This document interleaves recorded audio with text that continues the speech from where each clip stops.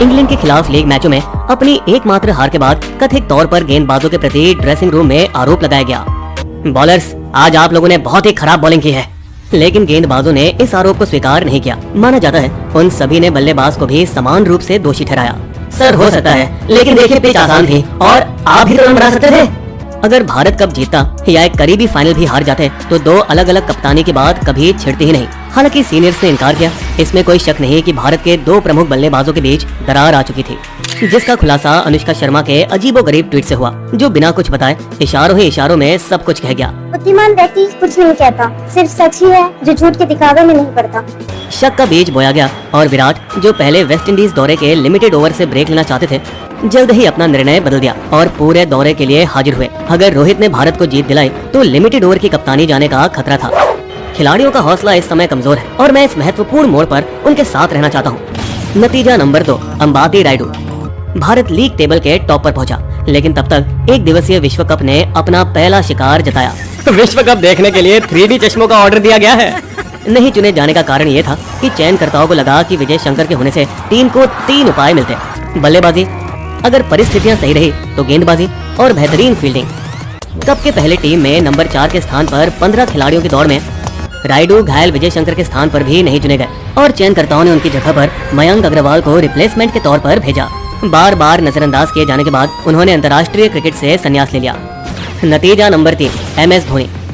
भारत की हार का ठीकरा MSD की धीमी पारी पर फोड़ा गया। हालांकि उन्होंने कुल मिलाकर 273 रन बनाए। 9 गेमों में 45.5 के औसत से उनकी 87.8 की कम रफ्तार या स्ट्राइक रेट जरूरत से ज्यादा आहिस्ता पाई गई, जो वास्तव में इतनी भी आहिस्ता नहीं थी। जिन खिलाड़ियों ने सब 9 मैच खेले उनका स्ट्राइक रेट देखे। विराट कोहली और धोनी की रफ्तार में इतना भी अंतर नहीं है और KL राहुल तो धोनी से भी कम है। सेमीफाइनल्स में 18 रन की हार में जब धोनी ने 72 गेंदों में सिर्फ 50 रन बनाए, तब विराट कोहली ने अपने पूर्व कप्तान का सार्वजनिक रूप से समर्थन किया।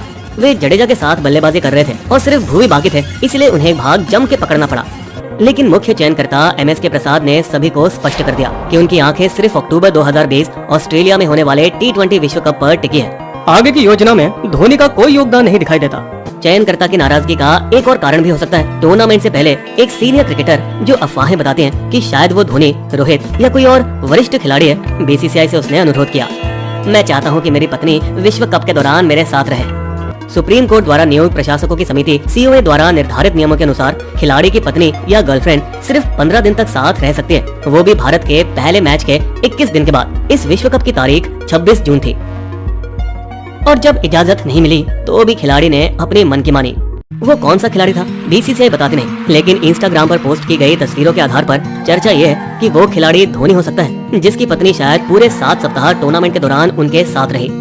खिलाड़ी इस बात से खुश नहीं थे कि नियमों का उल्लंघन करते हुए उनकी पत्नी टीम के साथ बस में भी सफर कर रहे थे। कुछ अखबारों ने यह भी आरोप लगाया कि ज्योतिषियों की भविष्यवाणी के आधार पर पत्नी ने ही तय किया कि टीम को किन होटलों में ठहरना चाहिए और किस में नहीं। अगर ये बात पहले से ही तय थी तो मुझको ही ले लेते। धोनी ने अपने आप को वेस्ट इंडीज दौरे से अनुपलब्ध कर दिया। उन्होंने पहले से ही भारतीय सेना में 2 महीने के लिए खुद को भर्ती किया हुआ था, जहां वो लेफ्टिनेंट कर्नल के मानद पद से सम्मानित है, जो संभवतः प्रकाशन के जरिए अपने करियर को कुछ और समय जिंदा रखने की कोशिश है। ऋषभ पंत अब ऑस्ट्रेलिया में होने वाले T20 विश्व कप के लिए तैयार किए जाएंगे और सभी 3 प्रारूप खेलेंगे: टेस्ट, वनडे और T20। नतीजा नंबर 4, दिनेश कार्तिक का अंतर्राष्ट्रीय करियर भी इस विश्व कप के बुरे प्रदर्शन के बाद खत्म हो गया है, जहां 2 मैचों में उन्होंने सिर्फ 8 और 6 रन बनाए। नतीजा नंबर 5, रवि शास्त्री। हालांकि सभी मशकरी और चर्चा टीम इंडिया के कोच रवि शास्त्री और उनकी तथाकथित मदिरा की लत पर हो रही है, जिसकी निंदा की गई जब भारत के 3 विकेट पर 5 रन थे और उन्होंने धोनी को बल्लेबाजी के लिए नहीं भेजा। उन्हें अनुभवहीन ऋषभ पंत के आगे उन्हें भेजना चाहिए था। वैसे शास्त्री किसी से पंगा नहीं लेना चाहते और अपनी जुबान पर काबू रखे हुए हैं, मगर हाँ, भारत की सेमीफाइनल्स हार के बाद उन्होंने खिलाड़ियों को दिलासा देना चाहा। टीम निराश मत होइए, देखिए आप सभी ने पूरी कोशिश की।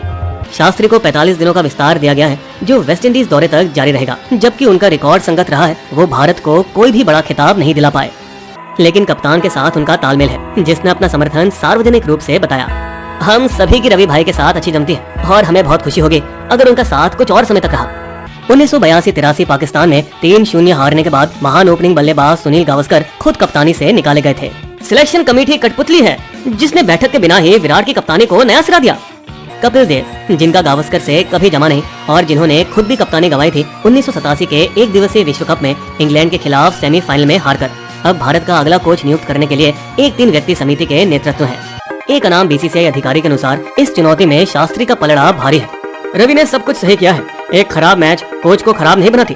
अगर वो फिर से आवेदन करते हैं तो उन्हें तरजीह दी जाएगी। अगर सभी वर्तमान कोच चाहें तो चयन प्रक्रिया में प्रवेश प्राप्त कर सकते हैं। इसके अलावा 2000 से अधिक आवेदन भी प्राप्त हुए हैं। प्रमुख कोच की 60 साल से कम उम्र होनी चाहिए। कम से कम 2 वर्ष के लिए एक अंतर्राष्ट्रीय पक्ष या 3 आईपीएल ए टीम के कोच कम से कम 30 टेस्ट या 50 वनडे खेले होने चाहिए। रवि शास्त्री 57 साल फिर से आवेदन किया। बैटिंग, बॉलिंग, फील्डिंग कोच सभी में न्यूनतम 10 टेस्ट या 25 एक दिवसीय अनुभव और 60 साल से कम की उम्र होनी चाहिए। बल्लेबाजी, संजय बांगर न्यूजीलैंड के खिलाफ बल्लेबाजी विफलता के लिए बलि का बकरा बनाए जा सकते हैं। बॉलिंग, भरत अरुण फिर से किया आवेदन। फील्डिंग, आर श्रीधर ने भी किया दोबारा। ताकत और कंडीशनिंग कोच, फिजियोथेरेपिस्ट, व्यवस्थापक प्रबंधक, ट्रेनर और फिटनेस कोच शंकर बासु फिर से नहीं आना चाहते। फिजियोथेरेपिस्ट पैट्रिक फरहाड भी छोड़ रहे हैं। हर परिशोध एक नया युग का ऐलान होता है और टीम इंडिया को सीमित ओवरों के लिए नए मध्यक्रम बल्लेबाजों की तलाश है। Manish Pandey, Shreyas Iyer, Washington Sundar, leg spinner Rahul Chahar, उनके भाई तेज गेंदबाज Deepak Chahar, left arm spinner Khaleel Ahmed और तेज गेंदबाज नवदीप सैनी। कपिल देव की समिति अगस्त में आवेदन देने वालों का इंटरव्यू करेगी और टीम इंडिया के वेस्ट इंडीज से लौटने से